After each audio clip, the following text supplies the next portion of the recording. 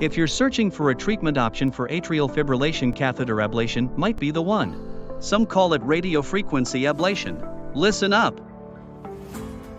Catheter ablation uses radiofrequency energy to destroy small areas of abnormal heart tissue that are responsible for creating rapid and irregular heartbeats. They help restore your heart's regular rhythm.